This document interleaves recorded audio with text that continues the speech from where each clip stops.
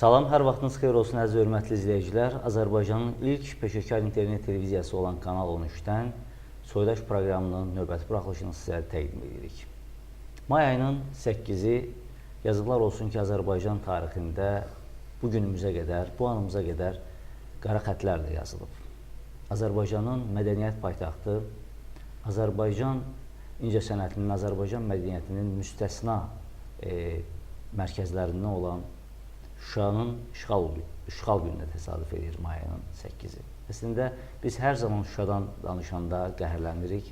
Amma təbii ki, Şuşa 23 ildə Azərbaycan coğrafiyasının müəyyən hissəsində işğal altında olsa da, amma Şuşaya gedən yollar hələ də bağlanmayıb. Bugünkü verilişimizdə biz Şuşamızdan danışacağıq, Laçınımızdan danışacağıq, Qarabağımızdan danışacağıq və bugünkü verilişimizə biz iki Qarabağ qazisini dəvət eləmişik.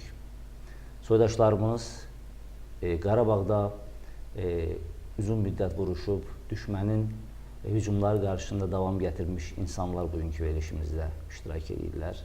Məndən sol tərəfdə əslən Şuşalı olan və Qarabağ qazisi hörmətli Kərim Hüseynov, xoş gəlmişsiniz. Və məndən sağ tərəfdə yenə də Qarabağda, Ağdam cəbhəsində uzun müddət erməni qoşunlarının, Rus qoşunlarının qabağında mübarizə aparmış, son anına qədər həmin döyüşlərdə iştirak etmiş əziz qardaşımız Namiq Cəfərov iştirak edir. Xoş gəlmişsiniz. Sağ olun. İlk öncə təbii ki, Kərim bəy, sizin Şuşa ilə bağlı xatirələrinizi almaq istəyirik. Necə oldu? Şuşa işğal olunan zaman sizlər oradaydınızmı? Ümumiyyətlə Şuşanın işğalı ilə bağlı bizim üçün nə qədər acı olsa da, hətta bizə sual verirlər ki, siz nəyə görə hər zaman işğaldan danışırsınız? Ən azı bizim qan yaddaşımız, ən azı bizim Şuşaya qayıdış yollarımız yaddaşsızlığımızla üzləşməsin. Bütün bu verilişlərimiz, bütün bu dediklərimiz hamısı bizim yaddaşımızda Şuşanı canlandırmaqdır və o yola bir daha qayıtmaq ümidlərimizin dirçəlməsidir. Buyurun Kərim bəy. Əslində götürəndə bu erməni işğalı 88-də başlayıb. 88-ci il dekabr ayının 12-də səhər-səhər biz durduq ki, mən Ağdam Şuşa işləyirdim. Yəni işə gedərkən o Şuşa Ağdam yolunun üstündə ağ bayraqlar gördük. Yəni heç gördük deyəndə baxdıq ki, ağ bayraqlar sandıqlar. Heç o qədər də fikir vermədik ki, bu nə olan şeydir. Üstündən 1-2-3 gün keçmiş, danışıldı ki, burada nəysə var, ermənilər nəysə eləmək istəyir, mitinglər başladı, belə şeylər başladı. 88-dən biz indiyə kimi biz həmişə çalışmışıq ki, torpağımız uğrunda mübarizə aparaq. Əslində biz lap əvvəllər, siftələr ağaçla, silah yox idi, heç nə ilə biz binaların qarşısında tonqal qalıyırdıq. Əslində silahımızı bizimkin almışlar, ermənimkin saxlamışlar. Bəli. Əslində bizdən silahları yığmışlar. Əvvəlcədən, qabaqcadan düşünülmüş şəkildə silahları yığmışlar. Binaların qarşısında tonqallar qalıyırdıq. Biz orada arvad uşaq evdəydik. Yəni bunlar üçün biz deyirdik ki, nəysə ola bilər. Bu minvalla bu davam elədi və axırı gəldi, çıxdı top, tüfəng. Açıq mübarizəyə. Açıq mübarizəyə, top, tüfəng savaşına. Sonra da bu bütün məlum hadisələrlə bağlı 92-ci ildə mən ərazi müdafiə batalyonu lap birinci gündən biz yaratdıq və 92-ci ildə Kərkicənin başının üstündə, Kərkicənin kəndinin başının üstündə Ağqaya deyilən yerdə mən döyüşdə yaralandım. 92-ci il mart ayının 29-unda. Və qospitalda olmuşam. Əslində Şuşa çıxarkən mən heç Şuşada olmamışam. Amma bugün Şuşa üçün, nə deyim valla, bugün Şuşa üçün indi də canımızdan keçməyə hazırıq. Mən şəxsən 23 ildir Şuşa çıxıb, mən müvəqqəti yaşayıram. İndi Mərdəkan qəsəbəsində pioner lagerdə qalıram və bugün də İndi bu saatda, bu dəqiqədə mənə desələr ki, Şuşa üçün gedərsənmi, mən elə heç yerə getmədən buradan Şuşa üçün tərpənərdim. Kərim bəy, mart ayında siz yaralandınız və könüllü batalyondan arxa cəbhəyə keçdiniz, qospitala keçdiniz. Siz may ayının 8-də Şuşanın alınması xəbərini necə eşitdiniz? May ayının 8-də əslində mən qospitalda yatdım və qospitaldan belə deyim də qaçdım. Çünki Şuşa üçün mən çalışırdım ki, təzədən gedim Şuşa üçün nə iş edeyim. Mən gəldim Ağdama, Ağdam Qərvənd kəndinə. Gecə qaldım Qərvənd kəndində, mənə xəbər gəldi ki, sabahsı 8 may Şuşa işğal olundu. Bundan sonra mən Qubadlıya kimi getdim. Getdim ki, nəysə bəlkə gedə bilərəm Şuşaya, orada qohumlarımız qalıb, əqrəbələrimiz qalıb, bunlar üçün nəysə bağlı. Getdim, gedə bilmədim. Oradan qayıtdıq. Və ondan hardasa 3 ay keçmiş, təzədən biz batalyon yığdıq və yaranından sonra biz bir də döyüşə qayıtdıq və 816 nömrəli hərbi hissə yaradıldı. Bu batalyonun tərkibində Ağdam döyüşlərində iştirak etdik. Kəlbəcərə kimi getdik, çıxdıq biz. Kərim bəy, təbii ki, sizin kimi bugün onlarla, yüzlərlə Qarabağ qazisi var ki, yaşı ötsə də bugün yenə də Qarabağda canlı qoymağa hazırdır. Və o insanlardan birini bu günlərdə itirdik, nə yazıq ki, və bugün onun 7 mərasimidir. Vadullah Əhədovu bu proqramımızın bu yerində fürsətdən istifadə edib, onun yaxınlarına, əzizlərinə və bütün millətimizə Vadullah bəyin dünyadan köçməsi münasibəti ilə o ağır faciə ilə bağlı başsağlığı veririk və mən istəyərdim ki, bu yerdə Namiq bəyə müraciət edeyim. Namiq bəy, bugün siz nisbətən indi Kərim bəyə gəncsiniz, amma ən gənc çağlarınızda belə Ağdam cəbhəsində vuruşmusunuz, canınızla, qanınızla və bugün də biz proqramın öncəki söhbətimizdə də dedik və Vadullah bəyin bunun 7 mərasiminə gedəcəksiniz. Bugün sizlərin ətrafınızda onlarla Qarabağ qazisi var ki, onların durumu həqiqətən də bizi nigaran edir. Yəni, onlar öz sağlıqlarında istəyirlər ki, öz Qarabağ torpağına dönsünlər. Yəni, onlarla söhbətlərimizdə, Qarabağ Qaziləri Birliyində, Qarabağ Əlillər Cəmiyyətində biz dəfələrlə söhbətimizdə görmüşük. Bax, siz necə görürsünüz gələcəyi? Bununla bağlı necə dəyərləndirirsiniz? Çox sağ olun, Rəfət bəy. Bugün bizim problemlərimiz kifayət qədərdir. Döyüşlər bir problem olduğu kimi, bugünkü yaşayışda bir problemdir. Yəni, bütövlükdə baxanda, bugün Qarabağ qaziləri heç də döyüş zamanları çəkdiyi əziyyətlərdən az əziyyətlər çəkmirlər. Onların hamısının problemləri var, onların hamısına qayğıya ehtiyacları var.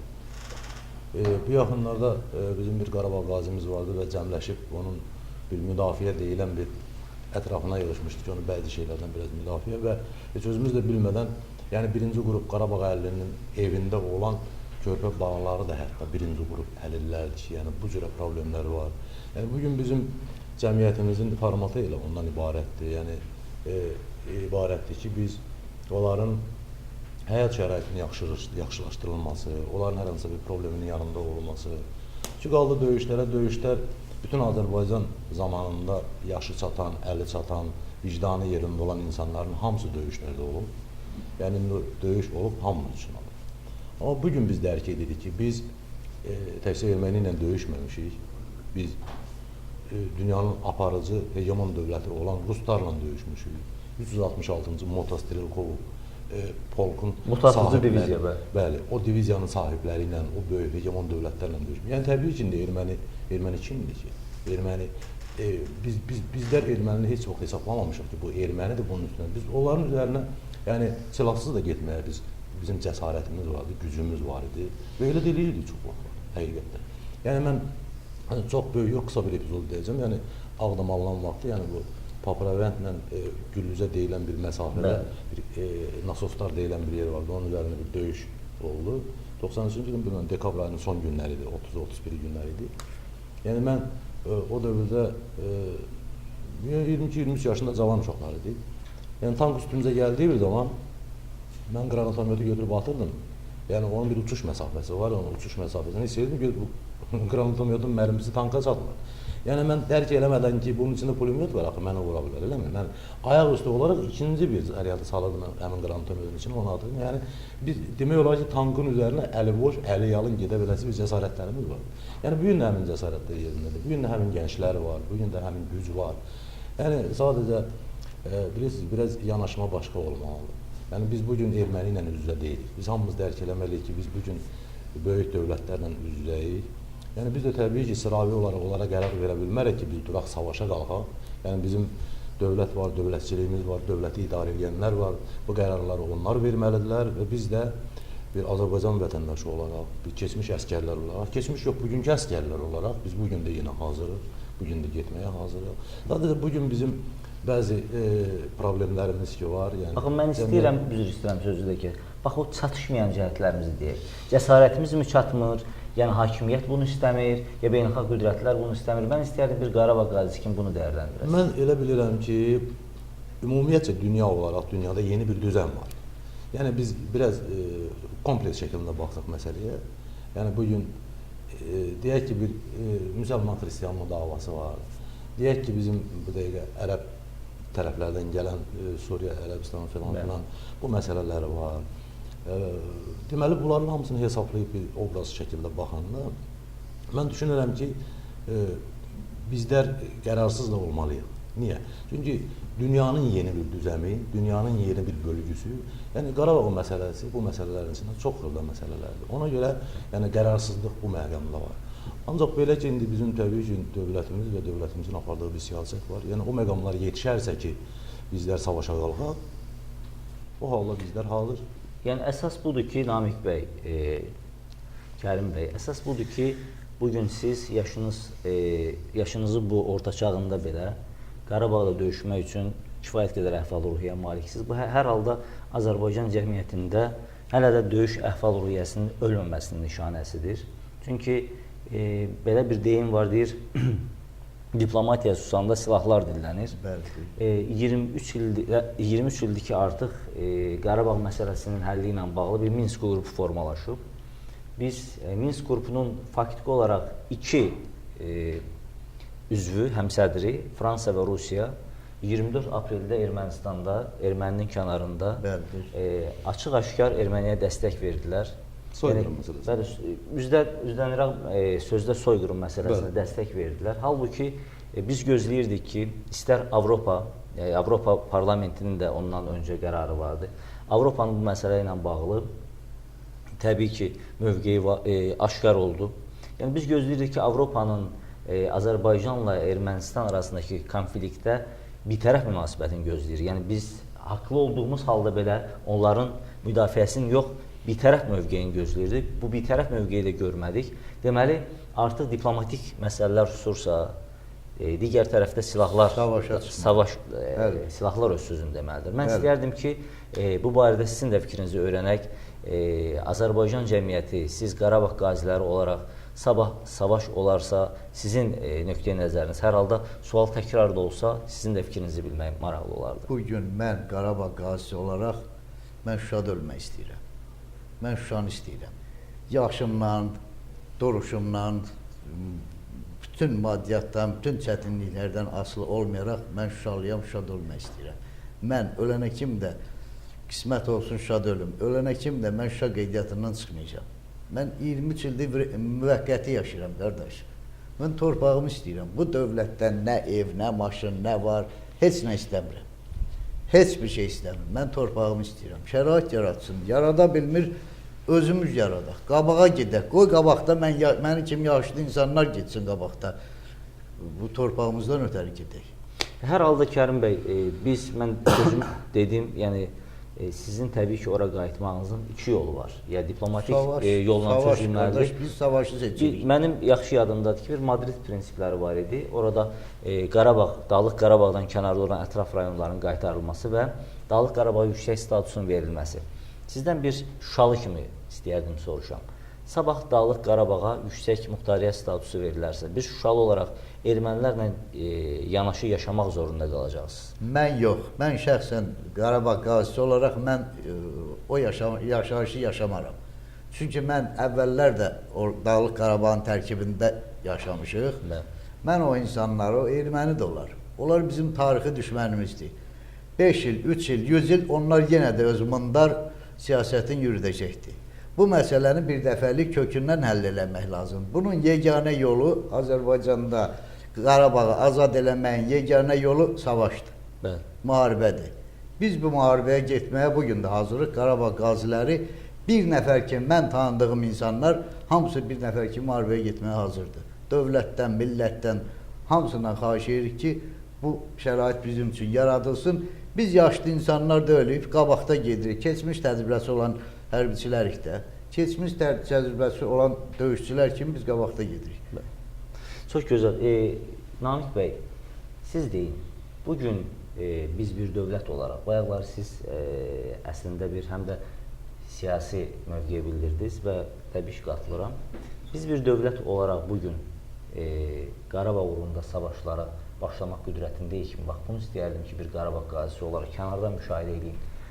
Uzun müddət döyüşmüsünüz, yəni Qarabağda qeyd etdiniz, ən gənc dönəmimizdə cəbhənin cəbhədə olmusunuz. Bax, bugün biz bir dövlət olaraq, bax, 366-cı alayın adını çəkdiniz. Biz Ermənistan dövlətinə qarşı savaş aça bilərikmi? Yəni, açıq savaşdan söhbət edir. Necə düşünürsünüz? Bizim hörmətli nazirimiz Zakir Həsənov bu yaxınlarda yəni biz izləyirik, yəni o hərbi məsələləri, yəni bizdən kənar deyil axı, bizim həyat yaşayışımız, yəni o formatdadır. Bizim qeyri yaşayışımız yoxdur axı. Yəni müdafiə məsələləri, hərbi məsələlər, yəni bu məsələləri biz izləyirik. Zakir Həsənovun çox gözəl bəyanatları, çox ruh verici, çox yüksək səviyyədə danışıqları, yəni biz kifayət qədər qısa bir zamanda Ermənistanı biz məhv eləyərik bu söhbətləri, yəni bizlərə daha da böyük bir... Yəni, motivasiya verir. Bəli. İndi o baxımdan, yəni mən o danışıqları, o gücləri öz içimdə də hiss edirəm, mən öz fikrimdə də canlandırıram ki, həqiqətdə də erməni bir millət olaraq, ya və yaxud da ki, dövlət olaraq bizim ümumiyyətcə, yəni hesaba almadığımız bir mövqeyidir. Yəni biz üz-üzə qalsaq belə, yəni kənar müdaxilələri olmasa, mən elə bilirəm, bir həftəyə biz İrəvanda otura bilərik, İrəvan xanlığını bərpa edə bilərik, nəinki Qarabağı. Bir həftəyə, 10 günə, qısa bir zamana. Çünki bizim, şükür Allaha, bugünkü gün... Mən üzr istəyirəm, mən üzr istəyirəm. Mən erməni vurub, mənim gözümü çıxardım. Bir gözüm görmür də, erməni vurub. Mən erməni ilə nətər yaşaya bilərəm bir yerdə. Aydındır. Mən elə bununla bağlı sizə sual verəcəydim ki, təbii ki, siz Qarabağ qazilərinin içərisində əlil olan da var. Məsələn, siz əlilsiniz. Burada Qarabağ qaziləri İctimai Birliyinə gələn dostlarımızla çox tərəf müqabili oluruq, söhbət edirik. Bugün 23 ildə də siz hətta qeydiyyata belə düşməmisiniz. Xeyr. Bax, mən istəyərdim ki, hər halda biz Şuşaya qayıdacağımız, Ağdama qayıdacağımız, Laçına qayıdacağımız dönəmə qədər sizlərin burada dövlət tərəfindən qayğı göstərilməsi dövlətin, hakimiyyətin, iqtidarın bir mənalı şəkildə borcudur. Bax, siz indiki durumunuzdan razısınızmı? Əlbəttə ki, yox. Dövlətimizin kifayət qədər qurumları var ki, bu əllərlə bağlı problemlərlə məşğul olurlar da. Həmin qurumlar, kifayət qədər deputatlarımız var, Milli Məclisdə otururlar, əllərlə bağlı bütün qərarlar kağız üzərində qalır, stol üstündə qalır. Prezidentimizin verdiyi bütün qərarlar, məndə prezidentin bütün fərmanları var. Götürürsən əlinə, gedirsən hansısa bir təşkilata, hansısa bir yerə ki, gedirsən, nəyinsə bir iş görəsən, bir işin qulpundan yapışasan. Bu qərarlara məhəl qoyan yoxdur. Prezidentin verdiyi qərarlara, verilən qərarlar kağız üzərində. Bu qurumlardan xahiş edərdim ki, bu işdən verilən qərarlar kağız üzərində qalmasın. Ona bir nəzarət olunsun ki, prezidentin verdiyi qərarlar icra olunsun. Hər halda sizlərin sayı get-gedə seyrəlir, təbii ki, Allah sizə ömür versin. Bugün sabah biri gün 9 maydır. Böyük Vətən müharibəsində bizim kifayət qədər insanlarımız iştirak edib və əlil olublar. Bugün onların sayı getdikcə azalır. İndi vaxt gələcəkdir, biz də həmin günə düşəcəyik. Hər hal bayaqlar amma bugünkü gün dövlətdən biz ürəyimizin istədiyimiz qayğını görmürük. İstədiyimiz qayğını görmürük. Kifayət qədər qurumlar var. Bu əlillərlə bağlı, müharibə insanları ilə bağlı kifayət qədər qurumlar var. Ancaq irəliləyiş yoxdur. Amma hər halda bayaqlar siz möhtəşəm bir ifadə işlətdiniz ki, mən Şuşada ölmək istəyirəm. Mən çox istəyərdim ki, Şuşada qalasınız və bizlər orada soydaş proqramı olaraq Allah qismət yetirsin, əlbəttə. Allah qismət yetirsin. Heç bir insan belə götürəndə ölməyini istəməz. Ancaq mən ölmək istəsəm, Şuşada ölmək istəyirəm. O vətən sevgisidir, o torpaq sevgisidir. Bəli, mən 23 ildə qeydiyyata da düşərdim, istəsəydim, evdə alardım, hər şey eləyərdim. Ancaq mən Şuşa qeydiyyatında öləcəm. Mən bugünkü gün müvəqqəti qeydiyyatla Xəzər rayonunda yaşayıram. Amma mən istəyirəm daimi qeydiyyatla Şuşadakı evimdə yaşayım. Kompüterdə açıb baxıram, Bizim evimiz durur. Şuşadakı evimizi özüm öz gözümlə görürəm. Təmir də eləyib, içində yaşayış var. Və sonra baxanda mən nə çəkirəm onu bir Allah. Çox ağırdır, həqiqətən ağırdır. Əlbəttə ki, ağır. Proqramımızın sonuna gəlib çatdıq. Bir neçə kəlmə Namiq bəy, sizdən istəklərinizi eşidək. Yəni bu gün Qarabağ qazilərinin durumu. Bax, Qarabağ qazisi bu gün savaş əzmindədir. Qarabağ qazisi bu gün torpaqlarını almaqdan ötürü öndə getməyə hazırdır. Mən istəyərdim ki, bu gün Qarabağ qazisi öz problemlərini desin. Qarabağ qazisi bu gün onlara qarşı olan qayğıdan, onlara qarşı olan münasibətdən nə dərəcədə razıdır? Kərim bəy qeyd elədi, sizdən də bunu alalım. Evet bəy, məsələ necədir? Bax, biz bayaq söhbətimizin ortalarında Dünya İctimai Birliyinin, ATƏT-in Minsk qrupunun bəzi filan məsələlərin biz haqsızlığından danışdıq, düzdürmü? Yəni biz dövlət olaraq ümumiyyətcə qeyri-dövlətlərin, yəni paralel bizlərə bu məsələlərə yanaşma edən dövlətlərin haqsızlığından danışırıq. Dövlət olaraq haqsızlıq görünür ki, bu dövlətə haqsızlıq var, düzdürmü? Yəni dövlət bu haqsızlıq xoşuna gəlmir, düzdürmü? Eyni zamanda da bizlərin dövlətdən bizə olan haqsızlığı bizə də xoş gəlir. Yəni hakimiyyət qurumları. Yəni hakimiyyət qurumlarının söhbəti. Yəni dövlət deyəndə ki, mən elə hakimiyyət qurumlarını nəzərdə tuturam. Baxın, birinci təmin et, sonra tələb et prinsipi var, düzdürmü? Doğrudur. Qardaş, siz məni təmin eləyin. Bizim yaşayışımızı təmin eləyin və bizdən tələb eləyin. Bizdən tələbə ehtiyac yoxdur. Biz təmin olduğumuz halda həmin təminat yerində biz varıq. Bildinizmi necədir?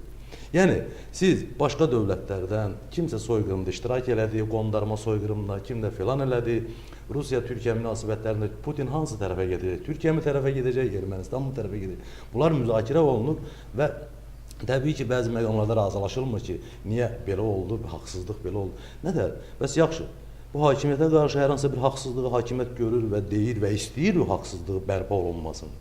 Amma daxilində olan Qarabağda əlil olmuş, ayaqlarını, əllərini qoymuş insanların bugün sığorta məsələləri, qampulu məsələləri, bunlar hamısı kağız üzərində qalıb, ötür-ötür olunur. Biri qanunverici orqan olaraq parlamentə, biri sığorta idarələrinə, biri Konstitusiya məhkəməsinə ötür-ötürə bilir. Bəs yaxşı, birinci bu haqsızlıqları gəlin içimizdə bərpa edək, ondan sonra qeyri-dövlətlərin bizə olan haqsızlıqlarından danışıq, olurmu belə? Mən üzr istəyirəm, Novruz bayramı ərəfəsində təşkilat sədri olaraq mən 170 təşkilata məktubla müraciət eləmişəm ki, bayram payı istəmişəm.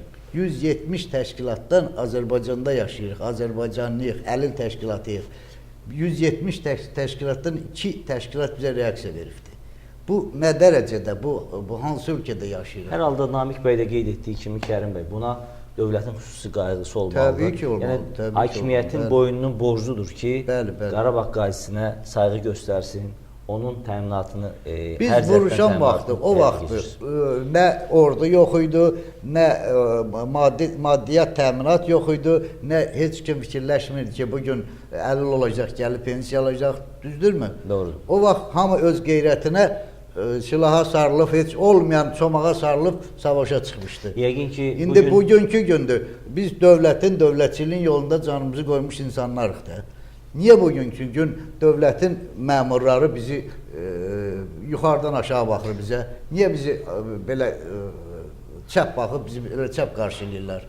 Bunu dövlətimizdən, prezidentimizdən xahiş eləyərdi ki, bu məsələdə bir yönümlü siyasət aparsınlar. Bu məsələdə, bəli, mən bu dövlətin, bu torpağın, bu bayrağın yolunda canımı qoymuşam da, düzdür? Bu dövlət də, millət də mənim getdiyim o qeyrətə görə mənə qiymət verməlidir. Çox doğru. Amma bugünkü günü mənə verilən qiymət heç bir şeyə sığmır. Doğrudur. Hər halda verilişimizin sonuna gəlib çatdıq. Kərim bəyin də, Namiq bəyin də dediklərinə mən də qatılıram. Amma mənə elə gəlir ki, bugün dövlətin də Azərbaycan dövləti olaraq Kərim bəyə, Namiq bəyə ən böyük xidməti Kərim bəyi o ölmək istədiyi Şuşada, Şuşanı görməyi nəsib eləsin, Namiq bəyə Ağdamını qismət eləsin və bütün Azərbaycanımıza Qarabağ qismət eləsin. Yəni, bundan ötürü dövlət iradəsi lazımdır. Bundan ötürü əgər hakimiyyət strukturları, Müdafiə Nazirliyimiz və müxtəlif hərbiləşdirilmiş sistemimiz, yəni orqanlarımız qeyd edirlər ki, biz bundan ötürü hər zaman döyüş hazırlığımız var. Biz də burada oturan Qarabağ qazilərimizlə bu səsə səs veririk. Qarabağ torpağımızın azad olunması üçün bir fərd olaraq biz də hər zaman hazırıq. Mən əziz qardaşlarım, həm Kərim bəyə, həm Namiq bəyə təşəkkür edirəm. Və biz də təşəkkür edirik. Bizi bir balaca da olsa ürək yanğınımızı soyutduğunuz üçün sizə böyük təşəkkür edirik. Borcumuzdur. Əlimizdən gələn budur. Əlimizdən gələn budur. Biz bütün millətimizə bir daha Şuşanın işğal olması münasibətilə səbir diləmirik. Təbii ki, biz 23 ildə artıq illəri calayırıq Şuşasız. Şuşaya qayıdacağıq. Əziz qardaşımız, dəyərli İbadullah bəyin bugün 7 mərasimdir. Bir də təkrar edirəm ki, biz buradan həmin mərasimə gedəcəyik. Onun vəfatı münasibətilə bütün Azərbaycan millətinə, bütün soydaşlarımıza başsağlığı veririk. Verilişimizin sonuna gəlib çatdıq. Təşəkkür ederim. Sağ olun. Əziz izləyicilərimiz, Soydaşın daha bir buraxılışı burada sona çatdı. Sağ olun, Allah'a emanet.